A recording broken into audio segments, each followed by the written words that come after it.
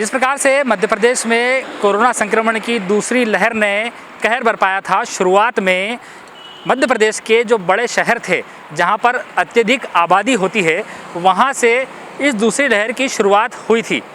हालांकि जब इस लहर की शुरुआत हुई तो किसी को पता नहीं था कि जो शहर है उसके हालात किस प्रकार से बनेंगे। वहीं उसके साथ साथ अब जिस प्रकार से इंदौर के साथ मध्य प्रदेश के कई बड़े शहर ऐसे हैं जहां पर काफ़ी संक्रमण था और काफ़ी यहाँ पर जो कोरोना संक्रमण के जो मरीज़ थे वो काफ़ी तादाद में यहाँ मिले थे। उसी के साथ अब जो है धीरे धीरे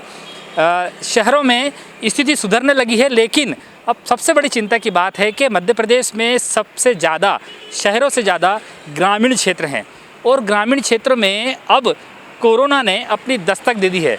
हालांकि सबसे पहले जब कोरोना संक्रमण की शुरुआत हुई थी 2020 में, तब ग्रामीण क्षेत्र यहाँ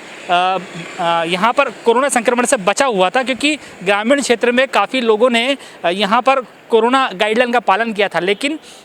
उसके बाद अब जो दूसरी लहर है वह इतनी खतरनाक है कि उसका जो संक्रमण का दर है वो काफ़ी तेज़ है फैलने का, क्योंकि एक व्यक्ति तकरीबन 25 लोगों को कोरोना से संक्रमित कर सकता है। उसी के साथ अब शहर के हालात धीरे धीरे सुधरते जा रहे हैं, क्योंकि शहरों के हालात जिस प्रकार से बिगड़े थे, किसी को उम्मीद नहीं थी कि इतने हालात बिगड़ने के बाद जल्द ही शहर के लोग इसको कंट्रोल करने में प्रशासन और अन्य जो जनप्रतिनिधि है उनकी मदद करेंगे और शहरों में धीरे धीरे अब कोरोना संक्रमण की जो दर है वो कम होती जा रही है। लेकिन सबसे बड़ा चिंता का विषय है हमारी सबसे बड़ी रीढ़ की, अगर हम हड्डी कहें, रीढ़ की हड्डी मध्य प्रदेश में ग्रामीण क्षेत्र है, जहाँ पर सबसे ज़्यादा किसान लोग रहते हैं और सबसे ज़्यादा ग्रामीण क्षेत्र है। वहाँ अब कोरोना ने अपनी दस्तक दे दी है और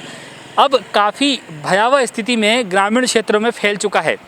इंदौर की बात करें तो इंदौर ज़िले के आसपास, इंदौर ज़िले में कई ग्रामीण क्षेत्र हैं जहां पर कोरोना संक्रमण ने अपना तांडव मचाना शुरू कर दिया है।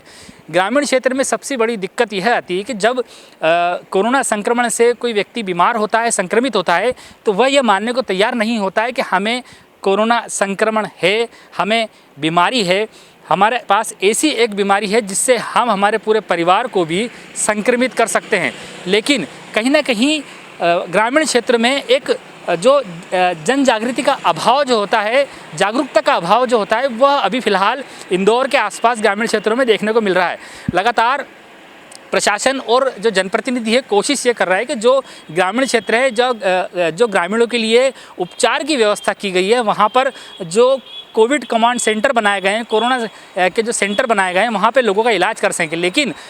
अधिकतर ग्रामीण क्षेत्रों में लोग जो है घरों से बाहर निकलने को तैयार नहीं हैं। घर में ही अन्य जो डॉक्टर हैं उनसे इलाज करा रहे हैं, झोला छाप डॉक्टरों से दवाई ले रहे हैं और कहीं ना कहीं खुद के साथ साथ परिवार को भी संक्रमित कर रहे हैं। लेकिन अब यहाँ पर जो है ग्रामीण का जो क्राइसिस मैनेजमेंट की यहाँ एक कमेटी बनाई गई है, जिसमें